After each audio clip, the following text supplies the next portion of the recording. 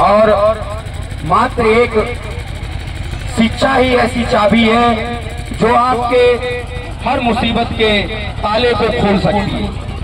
वो चाहे आपका मतलब सामाजिक ताला हो, चाहे वो आपका गुलामी का ताला हो, चाहे वो आपका गरीबी का ताला हो, हर तरीके की चाबी शिक्षा है। इसकी बदौलत आप हर ताले को खोल सकते हैं। और वही संत गाडगे महाराज ने कहा था कि अगर आपके घर का बर्तन बिकता है तो बिक जाने देना, आप रोटी एक बार अपने हाथ पे रख के खा लेना, लेकिन अपने बच्चों के हाथ से किताबें कभी मत छूटने देना।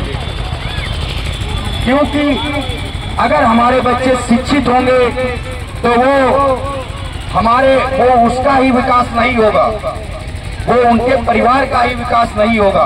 उसकी शिक्षा से, आपके बच्चे की शिक्षा से आपके बच्चे का, आपके परिवार का और आपके समाज का, आपके देश का, सबका विकास होगा।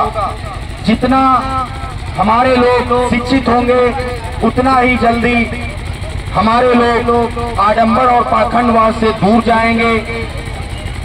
आज मैं देखता हूं कि यहाँ पे सिर्फ कुछ लोग इकट्ठे हुए हैं, लेकिन जहाँ पे हमारे लोगों को शिक्षा की ओर ना ले जाकर पाखंडवाद की तरफ धकेला जाता है, तो वहाँ पे आपको हजारों की संख्या में भीड़ मिलेगी।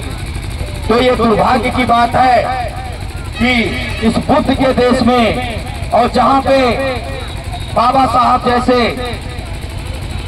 जिन्हें सिंबल ऑफ नॉलेज कहा जाता है, ऐसे महापुरुष जन्मे हो, जहाँ पे मान्यवर काशीराम साहब जैसे महापुरुष जन्मे हो, जिन्होंने संघर्ष की दम पे सत्ता कैसे की जाती है ये दिखा दिया।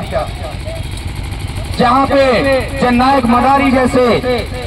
मदारी पासी जैसे महापुरुष जन्मे हो, जिन्होंने एक आंदोलन की शुरुआत की थी और संघर्ष के दम पे हमारे किसान भाइयों की लड़ाई लड़ी, और वो सिर्फ अगर कर पाए तो किसकी बदौलत? सिर्फ शिक्षा और जो संगठन उनका था उसी की बदौलत उन्होंने इतना अच्छा संघर्ष किया। और आप लोग, मैं तो ये देखता हूँ कि हमारे ही समाज के लोग हमारे ही लोगों के घरों में पानी पीना पसंद नहीं करते, खाना खाना नहीं पसंद करते। ये सिर्फ अशिक्षा ही है जिससे कि लोग हमारे एक दूसरे से दूर होते हैं। तो आपस में आप लोग समानता और समन्वय बना के रखिए, जिससे कि हमारे समाज और हमारे देश का उद्धार हो। वही बाबा साहब ने कहा था कि ये पाखंड शालाओं की तरफ बढ़ने वाली भीड़ जिस दिन विद्यालयों की तरफ बढ़ने लगी तो हमारे देश को सोने की चिड़िया बनने से कोई नहीं रोक सकता, क्योंकि समय ज्यादा नहीं है। और ये कोई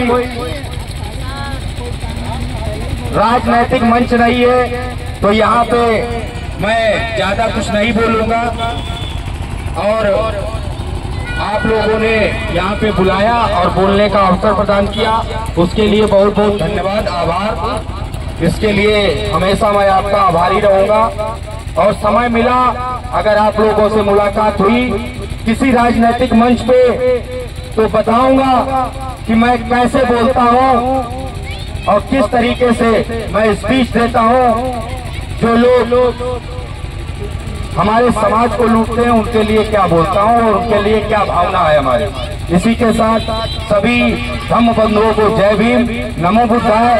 और अगर हमारी किसी बात से किसी भाई को ठेस पहुंची है उसके लिए, हाँ, लेकिन वो भी बहुजन समाज का हो और अम्बेडकरवादी हो, अगर उसे ठेस पहुंची हो तो उसके लिए क्षमा कर दे। लेकिन अगर किसी मनवादी को हमारी बात से कोई ठेस पहुंची हो तो भाई वो जिस तरीके से चाहे उस तरीके से हम मिलने के लिए तैयार है, और हमेशा इस चीज के लिए हम तैयार रहते हैं खुले तरीके से। जय भीम, नमो बुद्धाय।